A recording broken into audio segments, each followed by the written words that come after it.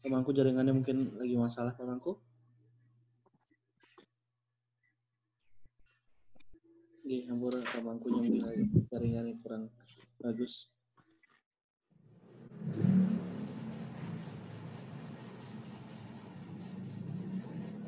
Oke.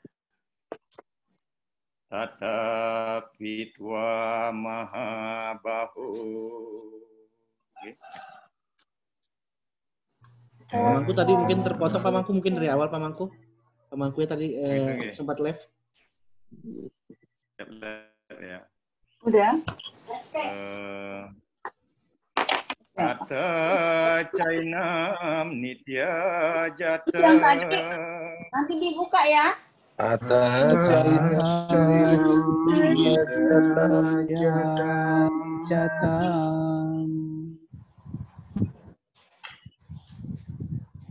Yang Nityam Wamanyase Amratam. Nityam Wamanyase Amritam. Tatapi Tua Maha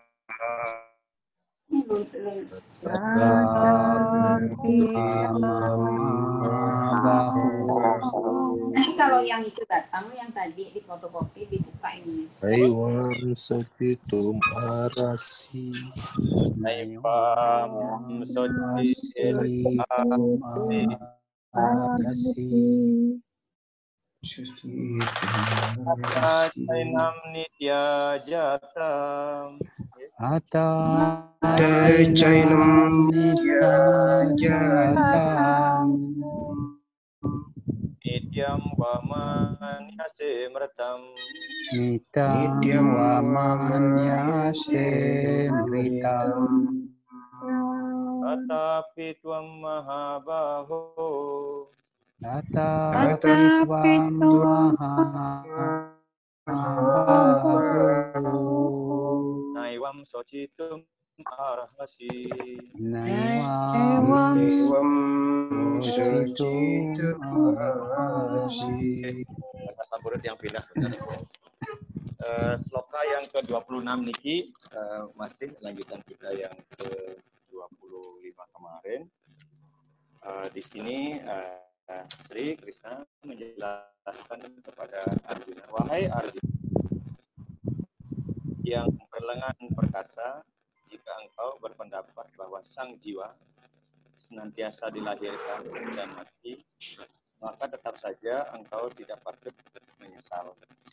Jadi sloka ini ingin disampaikan kepada Arjuna oleh Sri Krishna bahwa orang yang bijaksana tidak akan pernah bersedih ketika kematian itu datang menghampiri. Nah, kita bisa lihat penjelasannya, Niki memang agak panjang beberapa penjelasan dari sloka yang ke-26 Niki, mungkin yang masih analogi terkait dengan apa yang dimaksudkan oleh sloka yang ke-26. Jadi di sini Sri Krishna menggunakan kata ata untuk menunjukkan bahwa Arjuna mungkin ingin mempercayai penjelasan lain yang ada di tempat yang ada tentang sifat diri. Jadi mungkin Arjuna memahami bahwa hidup ini sesungguhnya adalah pelajaran hidup. Sloka ini perlu dipahami dalam konteks aliran filsafat yang ada di India dan perbedaan pemahaman mereka tentang hakikat diri. Jadi mohon dipahami bahwa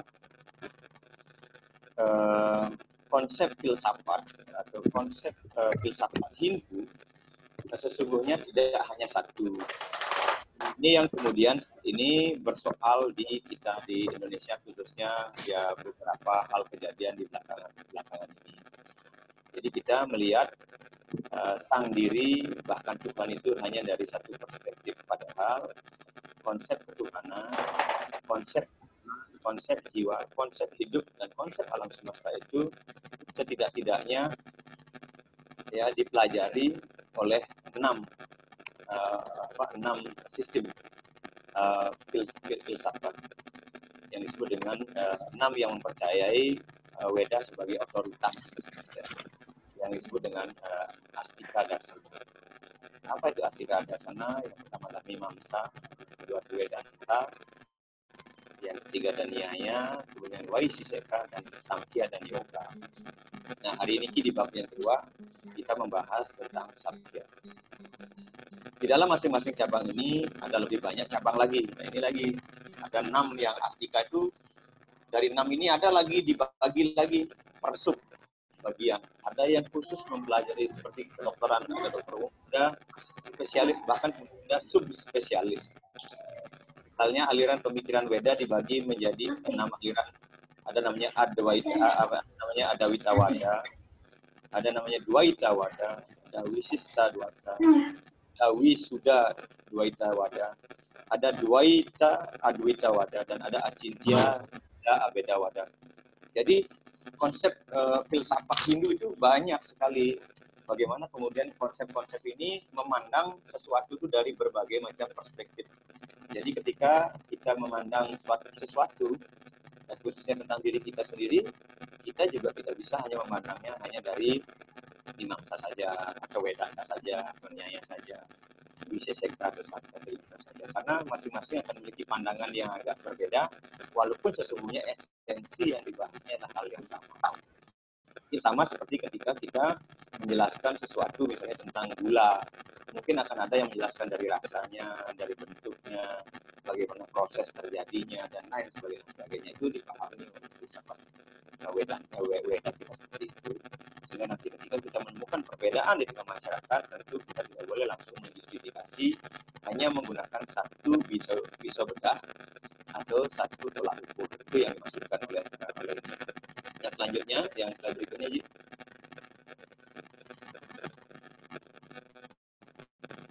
Jadi masing-masing memiliki cabang lebih lanjut. Misalnya ada Adwaita Wada, itu dibagi lagi menjadi Drasti, Srasti Wada. Bagaimana konsep Rubinide, baik, buruk, siang, malam, ya, melihat dan terang dan gelap itu dibahas oleh Drasti, Srasti Wada. Kemudian ada namanya Awaceda Wada. Bagaimana kemudian manusia itu memiliki kekurangannya sekaligus juga kelebihan. Ada Bimba, Prati, Bimba Wada. Ini pengandaian. Ada manusia diandaikan seperti A, seperti B, seperti C, seperti D. Kemudian adanya Wiwarta Wada. Ini berkaitan dengan bagaimana kemudian manusia itu dipelajari berdasarkan susunan anatomi tubuhnya. Ada namanya Ajata Wada. Ajata Wada ini berkaitan dengan spiritualitas seseorang. Jadi banyak sekali cabang-cabang sastra Weda yang membahas tentang keberadaan sang hidup. Nah, semua aliran pemikiran ini menerima Weda sebagai otoritas atau sebagai referensi utamanya. Karenanya maka semuanya menerima jiwa itu kekal. Dari semua pemikiran dari darsana ini, mereka semuanya setuju bahwa jiwa itu kekal dan tidak dapat diubah sebagai diri ini, sebagai fisikal gitu loh. Jadi bahwa jiwa itu bukanlah fisikal. Itu. Jadi dari seluruh sistem filsafat yang ada di Hindu yang dikatakan sebagai Astika Darsana, mereka sepakat dan sependapat dan setuju bahwa jiwa itu bersifat kekal dan tidak dapat diubah sebagai fisikal atau sebagai diri kita secara fisikal. Nah, ini pemahaman dulu ya. Jadi sehingga nanti ketika Bapak Ibu menemukan perbedaan di luar diri kita tidak boleh kemudian serta-merta memberikan nilai sesuatu, apalagi kepada seseorang itu hanya berdasarkan satu kata. Jadi Weda sudah mengajarkan kita seperti itu. Oke, slide berikutnya masih setelah 26 kalau salah. Ini Ji. Yang berikutnya Ji. 6 aliran filsafat India yang tersisa, ya ini ada yang tidak juga menerima Weda sebagai otoritasnya gitu. Jadi ada yang menerima otoritas Weda sebagai referensi pokok tentang jiwa. Ada juga yang tidak setuju, tidak percaya dengan apa yang dikatakan oleh Weda itu. Ini disebut dengan Nastika. Siapa yang termasuk di dalamnya? Ada namanya Charwaka. Charwaka inilah aliran pemikiran materialis. bahwa keberadaan manusia di dunia ini tidak bisa terlepas dari materialisme. Di zaman Kali Yuga, akan orientasinya ke material, kekayaan, kekuasaan, kedudukan, jabatan, dan lain sebagainya. Nah, ada empat aliran Buddha. Di Buddha juga sebagai agama itu sebenarnya adalah agama yang non teistik, jadi agama yang tidak pernah membahas Tuhan. Makanya dibilang anicca atau anatta, dia tidak mau membahas Tuhan yang tidak bisa dipikirkan. Di sana ada namanya Yoga Carawada, Madhya Mikawada, ada Wai dari Bastrikawada, dan ada Saud Tantikawada. Ini di aliran Buddha ada 4 yang tidak mempercayai otoritas Buddha. Kemudian ada Jaina. Di India ada Jaina yang ya kalau di India ada Svetambara dan Digambara. Kalau Svetambara mereka biasanya berdirikan di mana bawa sapu. Kalau yang Digambara mereka bertelanjang pada sadu-sadu di India banyak kita lihat tidak menggunakan pakaian sebelah apapun. Masing-masing ini memiliki penjelasan sendiri tentang hakikat diri. Contohnya Carwaka misalnya. Carwaka menyatakan bahwa tubuh itu sendiri terdiri dari diri dan kesadaran. Dan kesadaran hanyalah produk dari konglomerasi konstituennya. Artinya bahwa hidup ini sesungguhnya adalah diri itu sendiri secara utuh. Jadi nggak perlu dijelaskan apakah diri itu dari jiwa atau roh atau apa. Ya diri gitu seutuhnya, yang nyata, yang secara fisikal bisa dilihat, bisa diraba, bisa dinikmati dan lain sebagainya. Itu pemikiran tentang Carwaka. Jadi dia nggak perlu membahas sesuatu yang berada di luar jangkauan pikiran. Apa itu jiwa, siapa, di mana. Kemudian dengan tubuh, ini pemikirannya, dan karenanya dapat berubah dari lahir ke kelahiran seterusnya. Jadi Jain memiliki pemikiran bahwa jiwa ini milik, sehingga analoginya begini, ketika misalnya ada sakit di tangan, ya kita seluruh tubuh merasakan sakit gigi di satu titik akan dirasakan oleh seluruh tubuh. Begitu kira-kira pemikiran dari Jain tentang sang diri. Nah, aliran pemikiran Buddhis tidak menerima keberadaan jiwa permanen, dan sebaliknya mempertahankan bahwa ada aliran animasi yang diperbaharui dari masa ke masa yang menjamin kelangsungan hidup. Jadi dia tidak percaya dengan adanya jiwa. Makanya bilang agama Buddha adalah agama satu-satunya agama yang non teistik, yang tidak percaya dengan Tuhan, tidak percaya dengan jiwa. Tetapi dia percaya dengan hukum reinkarnasi dan percaya dengan hukum karma.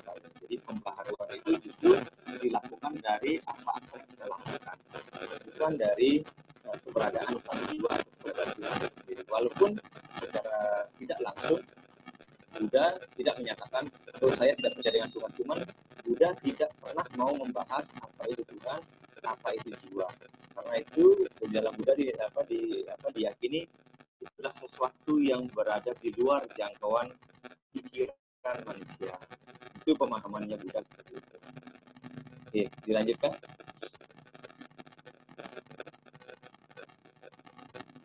Pamangku Ampura agak kresek-kresek suaranya, Pak. Dilanjut. Oh gitu ya, mungkin karena signal kali ya. Oke, sekarang sampun, sekarang udah bagus tadi ini pas lagi. yang ke-27 gitu. Jata asyahi drum retyur. Jata asyahi drum retyur. Druam janma meratasya Druam janma meratasya Amat apari haryerate asma apari haryarti Natwam socit marhasi Napam suci marhasi Jata syahi dhruva mratyur Yata Yatasya hitru mrityu mrityu Ruam janma mritasya ca. Duam Duam janma tasya mritasya ca Asmad apariharyarte. Tasmat apariharyate apariharyate Natwam socit arhasi. Natvam itu socitum Sebab semua yang dilahirkan pasti diikuti oleh kematian. Ya. Jata syahi, kata mertiu, mertiur mati. Dan secara pasti kematian juga diikuti oleh kelahiran. Duam, janma, merta, syaca. Oleh karena itu, terhadap jangan besar. Ya ini Sri Krishna dalam hal ini ingin menegaskan kembali bahwa lahir dan mati itu adalah hal yang sifatnya alamiah. Demikian juga kelahiran juga adalah hal yang alamiah. Dan itu sangat pasti. Untuk itulah orang yang bijaksana tidak perlu menyesal ketika kelahiran itu datang atau kelahiran itu datang. Jadi kita harus bisa menerima kedua hal itu sebagai sesuatu yang sifatnya pasti akan terjadi. Diterima atau tidak diterima, dihindari atau tidak dihindari, suka atau tidak suka, hal itu pasti akan terjadi. Nah, inilah kebingungan yang pada saat itu sesungguhnya sedang dialami oleh Arjuna. Dan itu dijawab, diberikan penjelasan oleh Sri Krishna seperti itu. Nah, penjelasan dari sloka 27 ini dapat kita maknai sebagai berikut. Haris ya, Ji.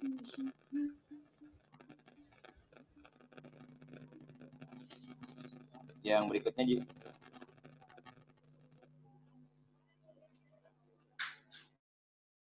Ini saya hanya ada ungkapan populer, pasti seperti kematian. Jadi sesuatu yang pasti itu adalah kematian itu maksudnya. Nah, Benjamin Franklin berkata satu-satunya hal yang pasti di dunia ini adalah kematian. Yang berikutnya, yang sebelumnya, Ji, satu slide sebelumnya. Jadi satu-satunya hal yang pasti dalam hidup ini adalah kematian dan pajak. Pajak itu artinya pembayaran. Hal yang pasti dalam hidup adalah kita akan menemui kematian suatu hari nanti. Jadi para psikolog mengkategorikan ketakutan akan kematian sebagai ketakutan terbesar dalam hidup. Ini mendera semuanya, termasuk saya. Ya, kita kalau berbicara ke kematian takut, makanya tidak salah kalau kita ulang tahun selalu berdoa panjang umurnya, panjang umurnya. Karena kita sesungguhnya secara tidak langsung takut akan kematian itu. Bahkan tidak jarang kita menolak kematian itu. Ya, jangankan menolak kematian, kita menolak diri kita ini berubah menjadi tua, rambut menjadi uban, kulit menjadi keriput. Kita berusaha untuk menolaknya, sehingga nggak jarang ibu-ibu pengen biar tetap awet muda, gitulah kira-kira, seperti ke salon, operasi plastik dan lain sebagainya. Karena kita tidak mau, kita takut terhadap perubahan-perubahan yang terjadi secara fisikal dalam diri kita. Inilah yang dimasukkan oleh psikolog sebagai ketakutan yang sangat besar dalam hidup manusia, yaitu ketakutan untuk menghadapi kematian itu sendiri. Nah, dalam yoga Darsana Patanjali ada istilah abhiniwesa. Abhiniwesa atau dorongan naluriah untuk bertahan hidup dengan segala cara. Nah, ini yang terjadi pada diri kita. Kita pengen dengan segala cara, kita ingin tetap seperti masih muda, masih ganteng, masih gagah, sehingga kita menolak perubahan-perubahan fisikal yang terjadi pada diri kita. Hal ini disebabkan sebagai ciri dari kecerdasan material. Nah, ini oleh Sri Patanjali ini dikatakan sebagai kecerdasan yang sifatnya material. Tetapi bagi seorang yang telah lahir, kematian itu tidak bisa dihindari. Nah, ini juga harus disadari oleh kita. Walaupun kita mungkin takut terhadap kematian, bahkan mungkin menolak kematian itu, atau menolak perubahan diri kita menuju ada kehausan dalam diri kita. Tetapi ini harus disadari bahwa bagi yang lahir, kematian itu tidak bisa dihindari. Nah, mau tidak mau, siap tidak siap, kita harus menyiapkan diri terhadap kematian ini karena memang nggak bisa dihindari. Jadi ketika sesuatu tidak bisa dihindari, mengapa kita meratapi hal itu secara terus-menerus? Ini yang ingin disampaikan oleh Krishna kepada Arjuna. Jadi Arjuna diajak untuk tidak terlalu lama bersedih hati, galau, gundah gulana untuk meratapi sesuatu yang akan pasti terjadi dalam kehidupan kita. Itu maksudnya sloka 27 ini. Slide berikutnya, penjelasan lain dari ini agak lebih rigid, mungkin agak melebar sedikit yang jelaskan bahwa di dalam teks Mahabharata, ya, ketika menceritakan insiden ini, saya contohkan, jadi ketika Pandawa mengalami pembuangan di tengah hutan, kemudian mereka mengalami kehausan, ya, kemudian Yudhistira itu menyuruh adik-adiknya untuk mencari mata air. Nah, kebetulan kemudian di dekat di sana ada sumur atau mata air. Nah, pertama dikirim Bima, karena Bima mengambil air. Nah, ternyata di tengah sumur atau mata air itu ada Yaksa. Nah, Yaksa ini sesungguhnya adalah perwujudan dari Betara Yama atau dewa kematian itu sendiri. Nah, padahal Bima sudah diingatkan, jadi siapapun yang yang mau mengambil air itu harus bisa menjawab pertanyaan si Yaksa ini. Tapi Bima tidak mengindahkannya, kemudian dia langsung meminumnya dan kemudian mati. Dan itu disusul kemudian oleh Arjuna, Nakula, dan Sahadewa. Nah, karena kebingungan kemudian Sang Yudhistira ini kemudian mencari adik-adiknya, kok bisa nggak kembali. Akhirnya dilihatlah kemudian adik-adiknya telah meninggal di pinggir sumber mata air itu. Di dalam percakapan antara Yudhistira dengan Yaksa itu yang merupakan perwujudan dari Dewa Yama, kemudian ada sebenarnya 60 pertanyaan yang harus dijawab oleh Yudhistira agar kemudian Yudhistira itu boleh meminum air itu. Salah satu pertanyaannya adalah Kim Ascaryam. Jadi yang Kim Ascaryam ini artinya hal apa yang paling mengejutkan di dunia ini? Itu pertanyaan Yaksa kepada Yudhistira. Kemudian Yudhistira menjawab dengan sloka di dalam Mahabharata Pupuh yang ke-30. Ahani ahani butani gacantiha yamalayam sesah stira tuang icanti himas carya matah parab. Jadi setiap saat orang sekarat, mereka yang masih hidup menyaksikan fenomena ini. Namun mereka tidak pernah berpikir bahwa suatu hari mereka yang harus mati. Apa yang lebih menakjubkan dari ini? Jadi Yudhistira mengatakan bahwa yang paling mengejutkan atau menakjubkan dalam kehidupan ini adalah ketika mereka menyadari bahwa mereka juga harus mati. Nah, pertanyaan terakhir dari Yaksa inilah yang kemudian menyelamatkan Yudhistira sehingga dia bisa meminum air itu, tetapi dia tidak mau minum. Dia permintaannya adalah menghidupkan adik-adiknya. Diberikan pilihan, siapa yang harus aku hidupkan? Apakah Bima, Arjuna, Nakula, atau Sahadewa? Kemudian dia pilih, justru dia pilih, kalau dari pihak Kunti sudah ada Yudhistira, maka dia pilih Nakula yang dihidupkan. Jadi tidak memilih Bima, tidak memilih Arjuna, tapi memilih Nakula. Akhirnya atas kasusnya Yudhistira, akhirnya keempat saudara ini kemudian dihidupkan kembali oleh putranya. Nah, artinya apa? Bahwa Sri Krishna ingin menjelaskan dalam sloka ini bahwa hidup adalah jalan buntu yang terelakkan. Dan karena itu orang bijak tidak akan pernah meratapi hal atau sesuatu yang tidak dapat dihindarkan, yaitu kematian. Itu sebenarnya makna daripada pesan sloka yang ke-27 mengambil kisahnya Yudhistira yang bercakap-cakap dengan Yaksa bahwa yang paling menakjubkan atau yang paling mengejutkan manusia adalah ketika dia harus menghadapi kematian juga. Artinya itu penjelasan yang pertama 27. Jadi lanjut aja, Ji.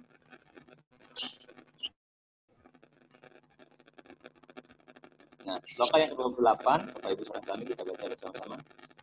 Avyaraktadin nibuatani.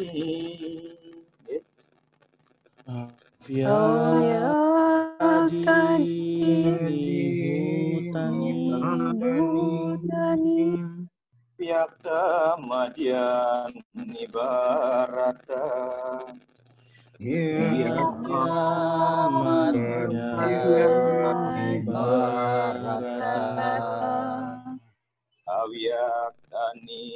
dana nyewa. Awyakani dana nyewa. Atra kaparidewan. Atra kaparidewan.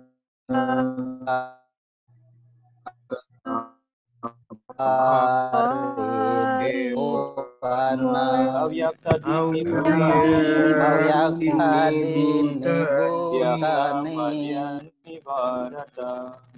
Awyakadini Bharata. Awyaktani danani ewa. Awyakadini danyewa. Atra kaparidewana. Atra kaparidewana.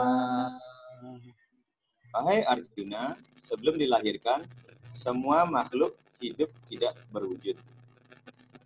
Dan setelah kematian, kembali tidak berwujud. Ia terwujud hanya pada pertengahan Madhyani. Mempertimbangkan hal ini, apa yang perlu disesalkan? Nah, ini juga harus disadari bahwa sebelumnya kita tidak berwujud, belum ada. Pada saat kematian, kita akan kembali tidak ada. Keberadaan kita hanya ada di tengah-tengah. Karena konsep utpati di pralina. Sebelum utpati kita nggak ada. Utpati kita lahir menjadi ada, ya, menjadi stiti kita. Kemudian nanti ketika pralina kembali kita menjadi tidak ada. Itu maksudnya diri kita, tubuh kita ini akan seperti itu. Jadi ini harus disadari. Tidak hanya tubuh kita, segala sesuatu yang relativisme. Jadi maya itu bukan ilusi artinya, tapi relatif. Dari tidak ada menjadi tidak ada. Itu sesuatu yang tercipta. Maka segala sesuatu yang berkondisi, segala sesuatu yang dilahirkan, segala sesuatu yang diciptakan, dia bersifat maya atau bersifat relatif. Kata maya jangan diterjemahkan sebagai ilusi. Karena maya contohnya misalnya hujan.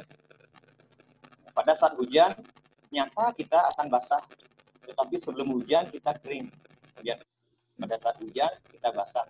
Nanti setelah air di dalam badan kita hilang, kita akan kering kembali. Itu disebut dengan maya. Jadi keberadaan yang relatif atau kenyataan yang relatif itu disebut dengan maya.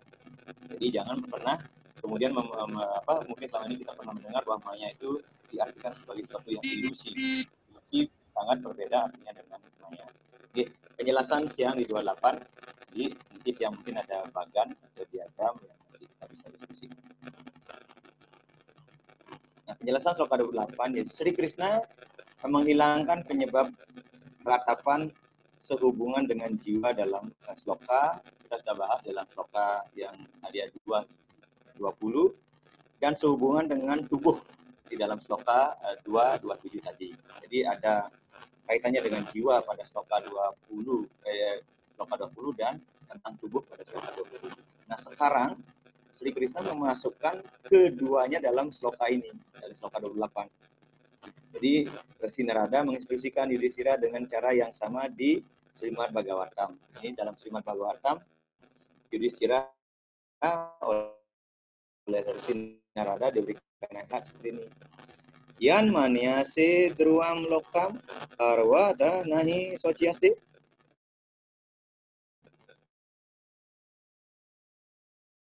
Anda menganggap kepribadian sebagai jiwa yang kekal atau sebagai tubuh sementara, atau bahkan jika Anda menerimanya sebagai campuran jiwa dan tubuh yang tak terbayangkan, Anda hendaknya tidak meratap dengan cara apapun. Penyebab ratapan hanyalah kemelekatan yang muncul dari ilusi. Nah, baru kata ilusi. Jadi sesungguhnya di dalam alam material ini jiwa itu terikat. Nah, bedanya, jadi jiwa itu terikat oleh 3 lapisan tubuh yang kita sebut dengan Tri Sarira, yaitu 10 sarira atau tubuh fisik yang terbentuk oleh 5 unsur unsur yaitu panca mahabhuta. Kemudian suksma sarira itu terdiri dari 8 elemen membentuknya, yaitu panca tanmatra, panca karmendriya, ya, viveka, budi, dan ahamkara. Ini yang membentuk lapisan tubuh kita yang kedua. Sedangkan lapisan suksma sarira kita, antahkarana sarira kita atau badan kausal kita, atau lapisan badan kesadaran kita adalah terdiri dari kisah karma dari kehidupan lampau tanpa akhir, termasuk sangkara, termasuk kecenderungan yang dibawa dari kehidupan kita yang sebelumnya. Jadi yang paling dalam itu adalah karma wasana, badan karma wasana kita. Itu di antahkarana sarira. Di suksma sarira ada 8 elemen. Ada 18 elemen, ya, bukan 8 elemen, 18 elemen, yaitu 5 panca budi indriya, kemudian manah, pikiran, budi atau viveka, intelektualitas, dan ahamkara atau ego. Itu ada 18. Sedangkan tubuh fisik kita dibentuk oleh 5 unsur, yaitu yang kita kenal sebagai panca mahabhuta. Inilah yang menjadi saripati sesungguhnya dari hidup kita secara totalitas. Nah, penjelasan sloka 28 ini yang bisa buatkan diagram seperti ini agar kita bisa memiliki pemahaman yang lebih komplit sesungguhnya kita saat ini sedang berada di mana. Nah, pada saat niki diagram niki. Nah, ini yang jelas. Sebenarnya bagan ini sudah saya pernah jelaskan pada pertemuan yang kedua tentang Samkhya. Nanti yang akan ulang kembali untuk memberikan penjelasan sesungguhnya siapakah sesungguhnya diri kita secara utuh itu. Bahwa Sang Hyang Widiwasa itu berevolusi mengevolusikan dirinya yang tadinya tidak terpikirkan, kemudian menjadi sesuatu yang kemudian kita bisa menjadi saguna, yang kita sebut dengan Brahmanda atau kosmologi, ya, atau alam-alam, atau planet-planet, kita bisa bilang seperti itu. Nah, Brahmanda ini berevolusi, ini yang dibahas oleh Samkhya. Purusa adalah aspek kesadaran, aspek yang sifatnya rohaniah, sedangkan prakrti adalah aspek kebendaan atau dunia, benih daripada alam material. Sedangkan purusa itu adalah kesadaran itu sendiri. Ya. Kemudian di sana ada juga atma. Lalu bagaimana proses terbentuknya tubuh kita? Prakrti itu berevolusi, ya. Kemudian di antara purusa dan prakrti ini kemudian terpengaruh oleh 3 sifat alam semesta, yaitu triguna, sattva, rajas, tamas. Inilah yang akan mempengaruhi kualitas kesadaran purusa dan kualitas prakrti. Kalau kualitas trigunanya, satwamnya yang lebih banyak, maka kualitas kesadaran kita juga bagus. Demikian juga kalau kualitas trigunanya berpengaruh adalah guna satwamnya kepada prakrti, maka kualitas material yang akan membentuk tubuh kita akan menjadi bagus. Dia akan menjadi orang yang sehat, cerdas, dan lain-lain. Kemudian berevolusi menjadi cita. Cita itu ada 3, yaitu mana, budi, dan ahamkara. Itu yang kita sebut sebagai alam pikiran. Di dalam pikiran kita, di dalam otak kita, itu ada 3 folder besar ada di sana, yaitu ada mana, pikiran sendiri, kemudian ada budi atau viveka, intelektualitas, daya memilah baik buruk, dan juga ada ahamkara atau ego kita juga ada di sana. Cita ini kemudian berevolusi, dipengaruhi oleh triguna, kemudian muncullah namanya paramaan atau kromosom atau atom. Nah, kemudian evolusi dari paramaanu yang tersentuhkan oleh triguna ini barulah membentuk 5 benih unsur yang kita kenal dengan istilah panca tanmatra. Ada benih bau, benih rasa, benih pendengaran, benih penglihatan, dan sebagainya. Kemudian evolusi daripada panca tanmatra ini kemudian menghasilkan aspek motorik, panca karmendriya, dan aspek sensorik yang disebut dengan panca budi indriya. Sampai saya gabung menjadi dasa indriya. Nah, evolusi dari panca karmendriya dan panca budi indriya inilah baru menghasilkan panca mahabhuta. Jadi dari prakerti, dari cita, parama anu, panca dan matra dan dasendriya itu adalah lapisan badan halus kita. Sedangkan prakerti itu adalah lapisan antahkarana sarari kita, dan panca mahabhuta adalah badan fisik kita. Nah, ketika panca mahabhuta terbentuk, ada pertemuan antara kamebang, kamepeta, spermatozoa dengan ovarium, baru terbentuk tubuh kita. Nah, begitu ada pertemuan antara kamebang dan kamepeta, spermatozoa dan ovum yang merupakan panca mahabhuta pertama, di saat yang sama Sangyang Atma itu memasuki badan itu. Demikian juga purusa atau jiwa, yang jiwa ini adalah purusa yang sudah membawa karma wasana masa lalunya, itu pada saat yang sama memasuki badan itu.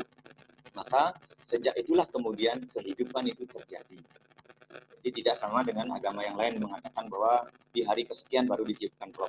Dalam konsep Hindu, begitu ada pertemuan antara spermatozoa dengan ovum, atau dengan supla dengan swanita, atau dengan antara kamebang dan kamepeta, di saat yang sama Atman itu akan memberi daya hidup sebagai percikan terkecil daripada Brahman, Atman Brahman Aikyam, dan di saat yang sama aspek kesadaran atau jiwa atau lapisan karma wasana kita atau file-file kehidupan kita masa lalu itu juga memasuki badan itu.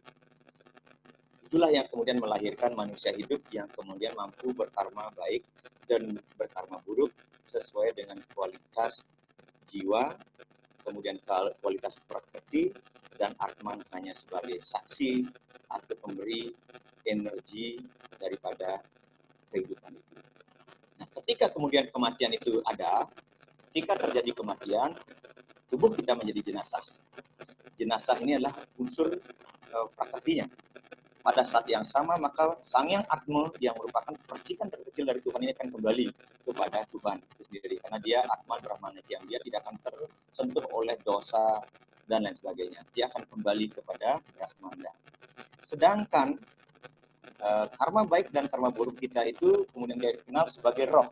Nah, roh inilah yang kemudian di dalamnya melingkupi karma baik, karma buruk, yang ada garis naiknya itu, inilah yang akan mengalami proses inkarnasi, ya, lahir hidup mati, lahir hidup mati, lahir hidup mati, lahir hidup mati, seperti itu, sampai nanti ketika roh ini bisa membebaskan dirinya dari karma buruk, baru dia akan kembali mencapai kesadaran yang pertama, purusa. Di saat itulah dia akan bisa mencapai moksa. Itu kira-kira penjelasannya. Nah, sedangkan jenazah atau tubuh fisik kita yang sudah ditinggalkan oleh Atman dan roh ini, dia menjadi jenazah atau menjadi saur. Inilah yang kemudian dipraktik, diupacarakan, ya, kita prosesi melalui upacara-upacara kematian, dimandikan, ya, diaben, ya, dan sebagainya. Ada perubahan mendasar lagi, ya. Jadi ada teori devolusi, pengembalian unsur-unsur yang membentuk unsur prakerti kita, yaitu kembali digesang akhirnya dari tubuh menjadi panca mahabhuta dengan upacara pengabenan. Nah, bagaimana caranya menyucikan atau mengembalikan unsur panca mahabhuta ini agar menjadi sesuatu yang lebih halus? Maka ada upacara ngerorasin.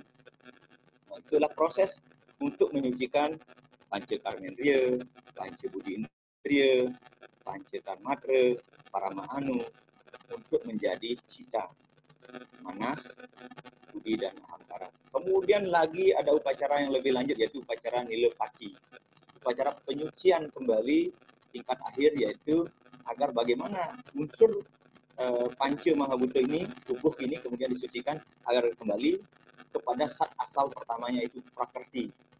Inilah yang unsur prakerti yang paling halus, inilah yang kemudian kita linggihkan di sanggah kemulan. Baru ketika itu halus, ketika prakerti ini sudah mencapai tingkat yang paling halus, yang paling murni, baru dia akan bisa kembali kepada Tuhan itu sendiri. Nah, Bapak Ibu sareng sami, penjelasan sloka 28, sesungguhnya yang ditakutkan oleh Arjuna, kebimbangan Arjuna, karena dia memahami bahwa hidup ini hanyalah tubuh. Dia tidak memahami bahwa sesungguhnya hidup itu tidak hanya tubuh, tetapi ada atma, dan ada roh, dan ada jiwa. Nah, sesungguhnya yang ingin dijelaskan oleh Sri Krishna adalah bahwa jiwa itu tidak akan bisa dibunuh. Atman itu sangat suci dan dia akan langsung kembali kepada Tuhan itu sendiri. Sedangkan yang dikhawatirkan, ditakutkan oleh Arjuna adalah sesuatu yang sifatnya fisikal. Dan ini juga yang sering terjadi pada diri kita. Kita sering menjadi sangat sedih, sangat terpukul ketika kita mendapati tubuh kita, saudara kita, orang tua kita, orang-orang tercinta kita kemudian terbujur kaku menjadi saul atau menjadi jenazah. Bapak Ibu sareng sami yang kira ini yang harus kita pahami bersama-sama bahwa hidup kita bukan hanya tubuh saja, tetapi adalah kesatuan yang tidak bisa kemudian kita lepaskan. Ada di sana ada jiwa dan ada sangnya. Oke, yang kira niku sebagai pemahbah dari tiga.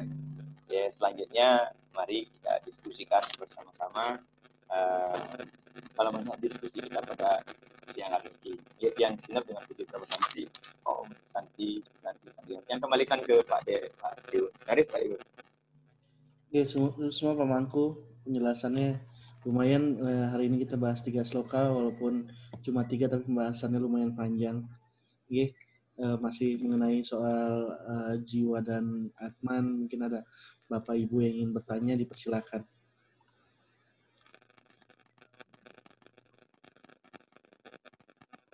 Garis, ada Pak Putra. Ini saya, pengelisir saya nih. Garis, Pak Dewa, Kaji. Ye.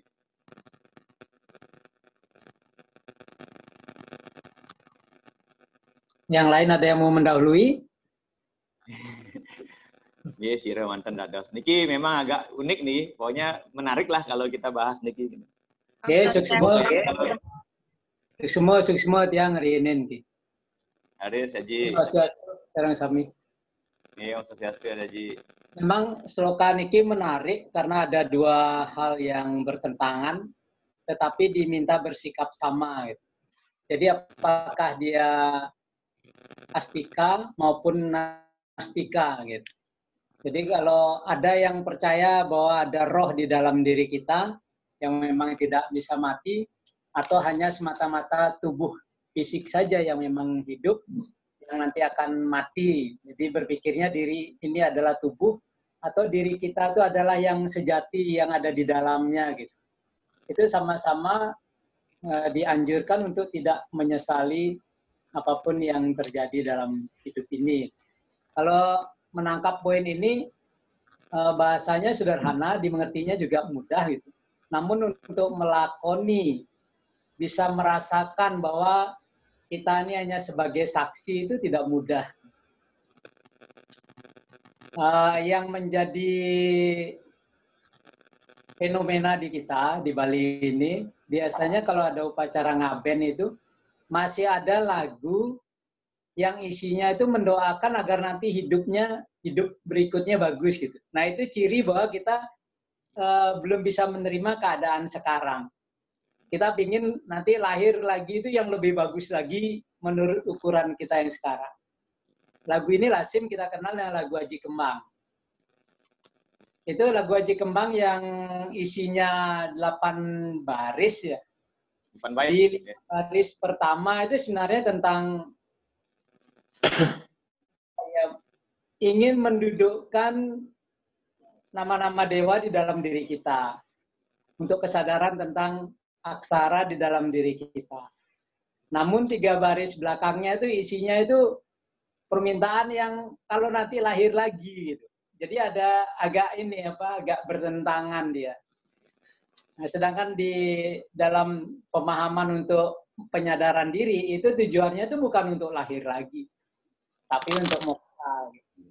Nah inilah tidak mudah kita, walaupun sebagai astika katakan kita penganut Weda yang menyadari bahwa ada sesuatu yang sesungguhnya adalah diri sejati kita yang nggak bisa mati itu. Jadi tubuh ini hanya sarana, itu kita masih belum bisa menerima begitu saja. Sehingga kalau ada saudara kita yang dibunuh, jengkel kita. Atau ada orang yang mencaci maki ini, tubuh fisik yang mungkin kurang sempurna karena perot atau apa juga nggak bisa nerima. Nah, pemahaman-pemahaman yang seperti dikatakan oleh Arjuna, itu memang jadi pemahaman yang bingung. Gitu. Dia jadi bingung. Nah, kemudian Krishna mengingatkan lagi. Nah, persoalannya sekarang, seberapa kita mau percaya dengan Tuhan. Gitu. Seberapa kita mau semakin percaya kepada Tuhan. Kepada Brahman maksudnya. Jadi tidak hanya mengandalkan pemikiran semata. Mungkin Niki aja, Suksmo. Suksma pisan Tu Haji, tiang kira apa yang dianalogikan oleh Tu Haji tadi sangat kompres sekali bahwa memang ya kita saat ini ya tidak hanya siapapun, tidak hanya Arjuna, kita pun memang sebenarnya jadi ya mengalami ketakutan, kegalauan karena memang ukuran yang kita jadikan sebagai ukuran sekarang kan masih fisikal gitu. Memang perlu penelitikan, pembelajaran yang kompre, berkelanjutan, berkesinambungan untuk memahami bahwa hidup kita tidak hanya tubuh. Ya, tentu hal ini tidak hanya bisa kita lakukan 1-2 hari saja, tapi ini adalah sesungguhnya adalah pembelajaran sepanjang hayat kita. Bahkan mungkin jangankan diri kita, mungkin para sulinggih yang notabene yang sudah ya, memahami konsep ngiliatme, ya, ngadegang siu di raga, mungkin juga akan di satu titik tertentu akan bisa mengalami fenomena-fenomena kegalauan seperti apa yang dialami oleh Arjuna dan lain sebagainya. Yang kira namun apa yang dijelaskan oleh Bhagavad Gita atau oleh Krishna kepada Arjuna, karena kita adalah orang yang percaya, ya percaya bahwa Tuhan itu ada, kan itu persoalannya. Kita percaya bahwa Tuhan itu ada dan kemudian dalam diri kita ada percikan terkecil dari Tuhan itu, tentu yang menjadi esensi pertama dan utama yang harus kita renungkan adalah sesuatu yang sifatnya utama itu. Tanpa kemudian memang ada nanti sloka yang memang ada kontradiktif. Diri kita ini bukan badan, namun sepanjang kemudian badan ini digunakan oleh jiwa, ada atma di dalamnya, bagaimana kemudian kita memanfaatkan badan ini untuk melakukan karma-karma kebaikan. Karena tanpa badan, tanpa Panca Mahabhuta, sang jiwa pun tidak akan bisa melakukan aktivitas apapun gitu. Nah, ini tentu juga menjadi pemikiran-pemikiran kita, walaupun nanti ada pemikir, katanya Bhagavad Gita, diri kita kan bukan tubuh, kalau begitu udah sembarangan aja kita gunakan hidup ini untuk hal-hal yang kemudian tidak baik. Saya kira itu juga harus kita renungkan bersama-sama, walaupun hidup kita bukan semata-mata fisik ini, tetapi alangkah baiknya kemudian ketika Sang Yang Atma atau jiwa atau roh itu masih ada dalam diri kita, lah bagaimana kemudian kita menggunakan wahana, ya kendaraan hidup ini untuk melakukan hal-hal yang sifatnya positif atau konstruktif untuk arah kebaikan. Karena antara jiwa, antara suksma sarira, antakarana sarira dan seluruh sarira tentu tidak bisa dipisahkan. Orang tua kita bercerita bahwa seperti telur. Ya, bagaimana telur itu bisa sehat? Karena ada cangkangnya, kemudian ada putih telurnya dan ada kuning telurnya. Yang kira apa yang disampaikan oleh Haji Dewo tadi menjadi sangat penting buat kita bersama-sama. Ini teti yang dari Nike, suksema pisan Tu Haji. Mungkin semeton sanes siosan Rarisang Niki karena menyangkut juga diri kita. Raris, ada Pak Nyaman Mudane, ada lihat Pak Nengah, ada Pak Mangku, yang lihat Raris, silakan kita diskusikan bersama-sama. Suksema mohon izin Pak Mangku bisa ikut dikit. Raris, Pak Nyaman. Niki ragane sering gini berurusan dengan kematian gitu. Om Swastiastu. Oke, Om Swastiastu. Suksema Pak Mangku, walaupun tiang sering ketemu sama Pak Mangku, terus terang setiap ada event ini terus terang yang jadinya terimajinasi loh dengan pemahaman-pemahaman Pak Mangku. Dan juga dari Pak Dewo yang dari Kemenkrapnya sudah terima kasih sekali bisa memfasilitasi kami semua bisa untuk remuk dan menambah ilmu di sini. Seperti apa yang Pak Mangku sampaikan Newawu dari sloka 26 sampai 28, terus terang sekali saya merasa kembali lagi gimana kita bisa memaknai hidup. Seperti tadi disebutkan sana ada lahir dan mati, di mana semua itu adalah suatu sifat alamiah, kan ngenten Pak Mangku nggih. Di mana dalam kehidupan, dalam hidup dan mati pasti kita tentunya harus berproses. Lahir yang sebagian besar kita selaku umat, setiap ada kelahiran pasti kita tersenyum. Begitu ada kematian kita pasti menangis. itu suatu sifat alamiah. Tetapi gimana kita harus bisa melalui antara lahir dan mati itu. Yang jelas sekali saat ini pun kita berada dalam kehidupan. Seperti Pak Mangku bilang tadi, kayak telur. Sehingga mungkin saya bisa ambil satu kesimpulan, hidup ini adalah pinjaman. Ada sekentan Pak Mangku ya? Karena yang terasa sekali, seperti di zaman ini, begitu kita diam di rumah, kita punya keinginan untuk keluar. Setelah kita keluar rumah, kita pun keinginan untuk pulang. Sama, begitu kita lahir, kita akan menuju kematian. Begitu kita meninggal, nanti pun kita akan lebih banyak lahir kembali, karena belum bisa mencapai suatu yang tingkatan yang tertinggi disebut dengan moksa. Dalam pembelajaran itu, mungkin saat ini kita bisa berbagi dalam hidup ini bagaimana kita bisa memiliki rasa syukur.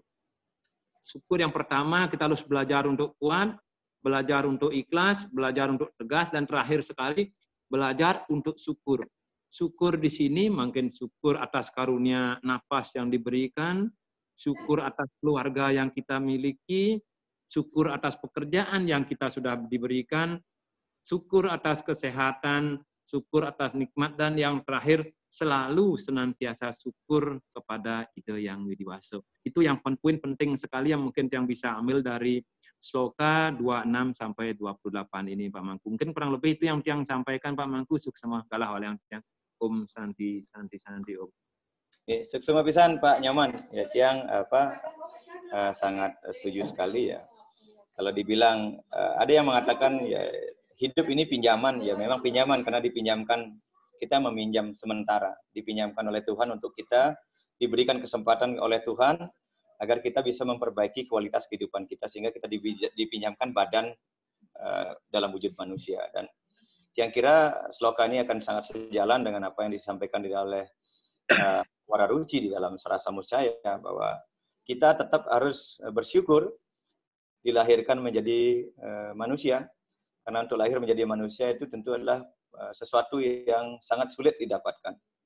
Walaupun seandainya saat ini mungkin kita terlahir menjadi pribadi yang kurang beruntung, atau dalam bahasa Sarasa Muscaya dikatakan lahir dalam penderitaan. Tetapi lahir menggunakan wahana tubuh manusia tetap harus kita syukuri, karena hanya manusialah yang diberikan kelebihan oleh Tuhan untuk mampu merubah dirinya dari yang tidak baik menuju ke yang baik, dari subha karma menjadi melalui subha karma. Yang kira nike yang harus kita syukuri ya sebagai manusia, kan itu dengan tentunya dengan segala keterbatasan kekurangan kita. Jadi yang setuju hidup ini pinjaman, sama seperti doa Pitra Puja yang kita lakukan tadi Pak Nyaman. Jadi memang Batara Yama meminjamkan kita. Jadi Yama Raja itu meminjamkan tubuh kita. Rajapati itu meminjamkan dirinya kepada kita untuk agar kita bisa memperbaiki kualitas hidup. Makanya ketika kelahiran itu ada, yang menerima kelahiran mungkin tersenyum, tetapi tidak ada satu bayi pun yang lahir tertawa Pak Nyaman. Semua bayi terlahir menangis. Mengapa menangis? Karena semestinya nggak lahir lagi, kata Pak Dewa. Karena semestinya kan moksa. Tetapi karena kita masih ada sesuatu yang belum selesai kita lakukan, artinya sang jiwa yang di dalamnya terbungkus oleh karma baik dan karma buruk itu memang belum selesai, belum murni, belum pure dia, sehingga dia harus kembali datang ke dunia untuk memperbaiki dirinya. Tetapi kelahiran ini rupa-rupanya tidak serta-merta menjadikan diri kita menjadi lebih baik. Banyak juga orang yang kemudian jatuh karena kelahiran sekarang.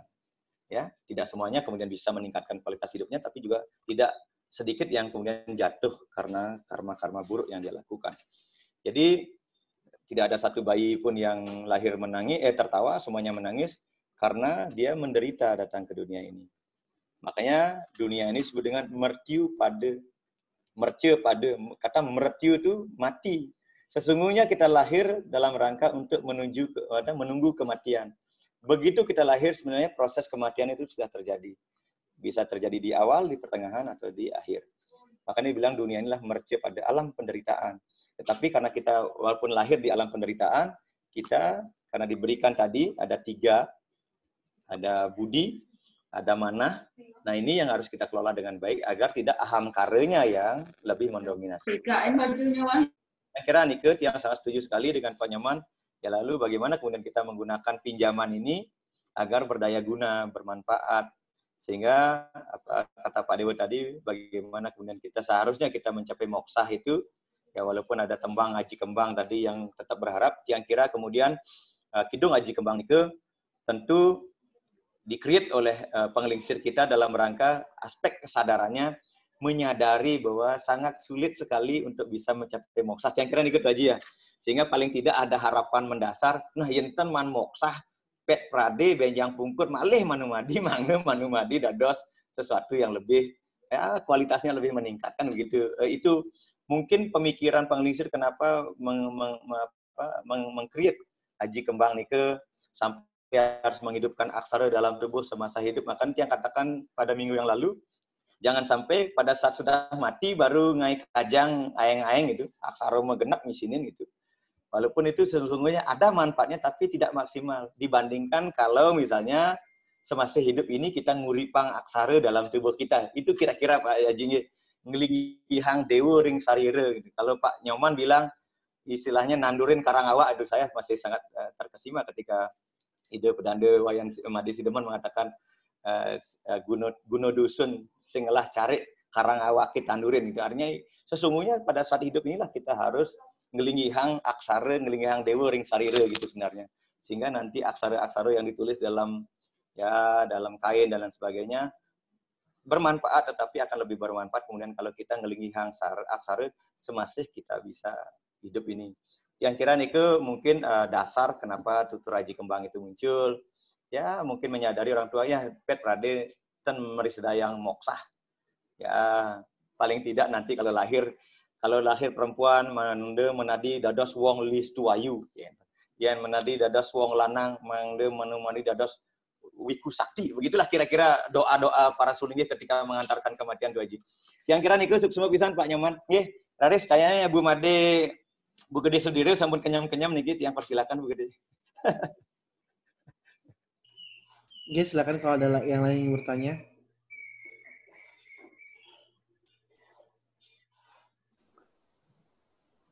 Komen aja soal yang Raris. Oke, semua. Ya, memang gitu, Mangku. Kalau seandainya dalam hidup kita tidak mengisi aksara dalam diri, ntar mati dikasih kajang yang banyak tulisan itu langsung nggak matching dia. Bisa berbenturan antara tubuh fisik dengan kajangnya gitu. Yakti pisan yang setuju nih. Ada seorang kawan itu dia coba praktekkan yang agak sebagian. Jadi Haji Kembang itu dia lakukan tidak seutuhnya.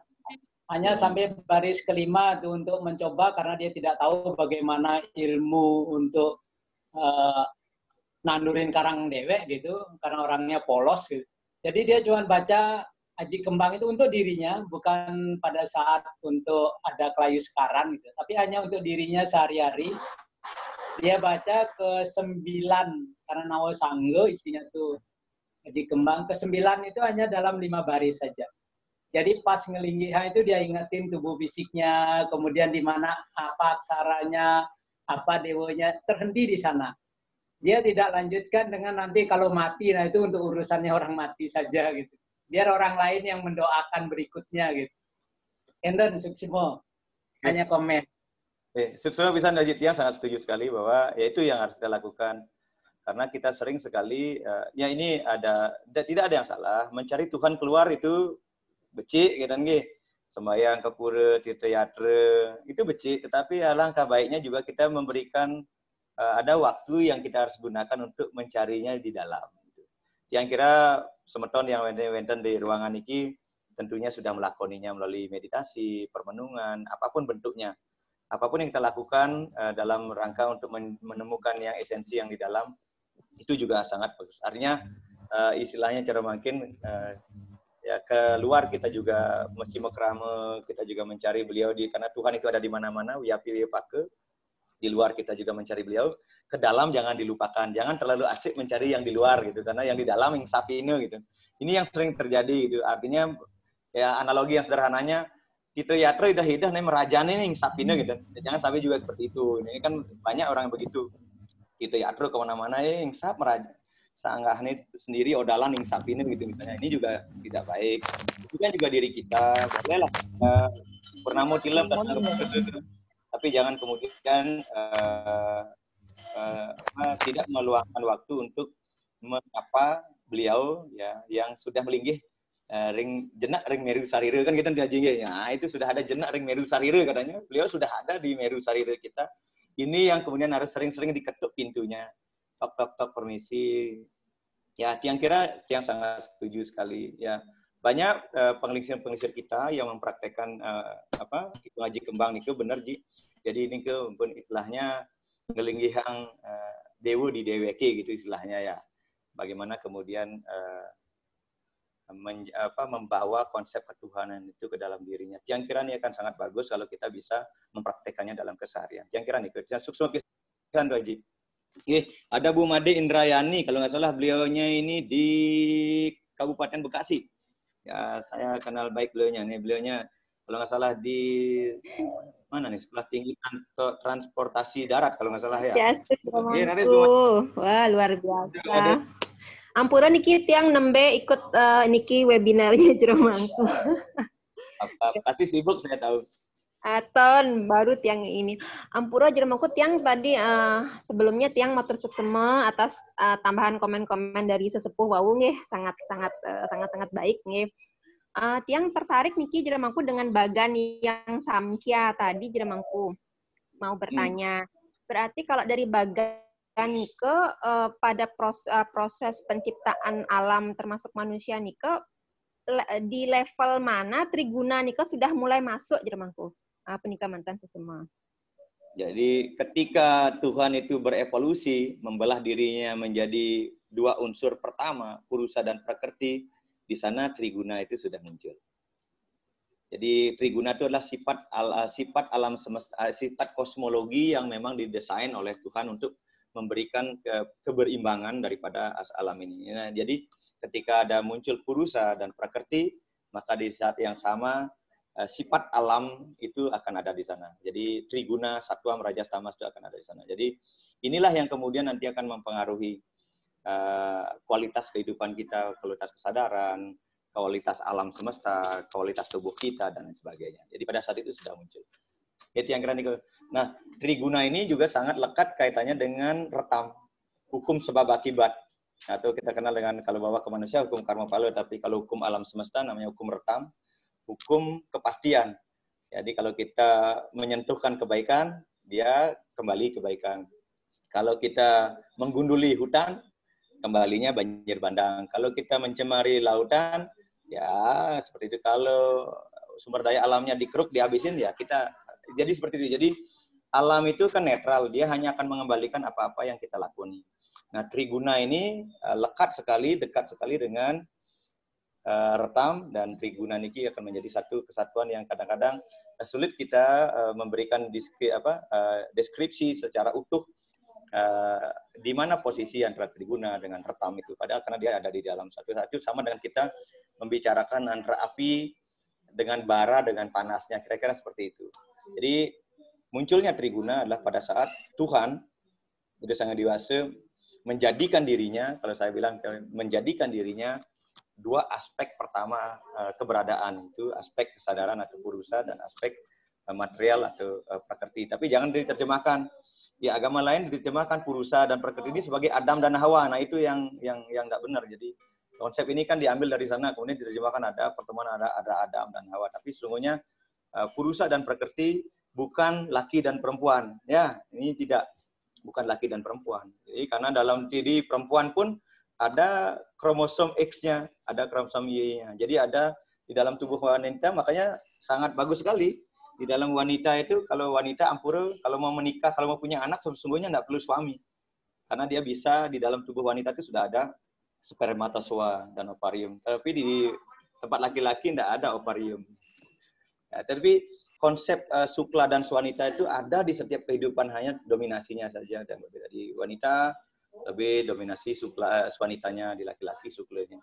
Tapi itu bukan laki dan perempuan. Jadi jangan pernah menerjemahkan Purusa dan Prakrti ini sebagai laki dan perempuan, karena kan sangat berbeda sekali prinsipnya. Nah, di tempat lain Purusa dan Prakriti ini kemudian diterjemahkan sebagai Adam dan Hawa. Ini yang kemudian ada kekeliruan yang harus kita tidak bisa samakan konsep teologi di Hindu dengan teologi yang ada di agama lain. Yang kira ikut Bu Made. Salam buat Miswa di transportasi darat. Kangen juga sama Kabupaten Bekasi. Dari sebentar yang lain.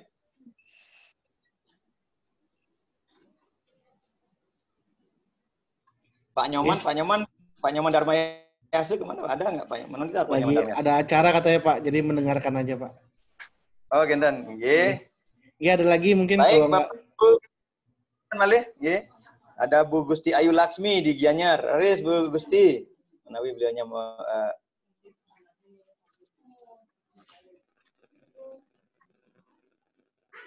baik, Bapak Ibu yaning nenten wenten karena niki harus sudah balik kandang lagi. Tiang kira nike yang tiang bisa kita dapat diskusikan pada kesempatan yang baik pada siang menjelang sore hari niki. Semoga 3 sloka tadi paling tidak bisa menjadi analogi kita berpikir agar setiap saat kita bisa ya nuturin ke dalam untuk bahan kita bermenung ke dalam bahwa yang patut kita perjuangkan tidak saja keluar tetapi juga kita perlu berjuang untuk ke dalam. Ini yang sehingga nanti pada akhirnya jangan sampai kemudian kita hanya ngurusin sawe. Jadi kita harus bergerak dari sawam menjadi siwam gitu ya. Dari sawe menjadi siwa.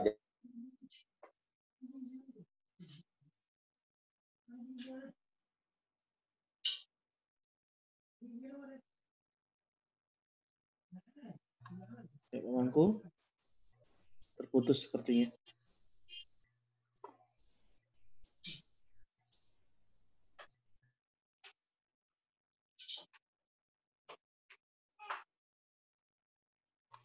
Oke, mungkin pamangkunya mungkin error. Oke, sekian mungkin Bapak Ibu, terima kasih semuanya. Ampura kalau ada salah kata, mungkin pertemuan berikutnya nanti kita kabari lagi lewat Pamangku Danu dan lewat teman-teman. Terima kasih semuanya. Om Santi, saya tutup dengan Pak Santi. Pak Mangku, gabung lagi nih, Pak. Silakan Pak Mangku, closing Pak Mangku. Tadi bareng idang Paling tuni sing idang nih. Tiang kira sukses pisan. Sukses Ji. Pak Mangku semuanya terima kasih, sampai ketemu minggu depan. Terima kasih. Aji, nanti minggu depan Aji yang pakai hidung Aji kembangnya Aji ya. Wah, nanti kita kupas tuh Aji kembang karena sloka Tio 29 sampai berikutnya nih berkaitan dengan Aji kembang. Oke, Pak Dewa Putra Jaya mungkin nanti. Pengen tahu juga isinya apa ya, Ku? Artinya apa gitu.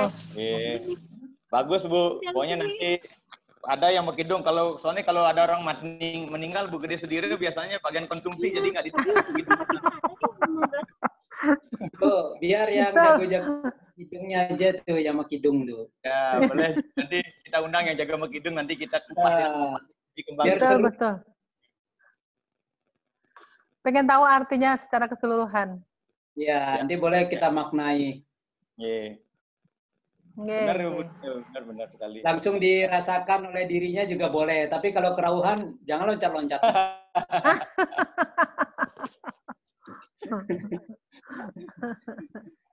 Kan itu sarang sami kalau sudah hidung yang sangat dahsyat ini.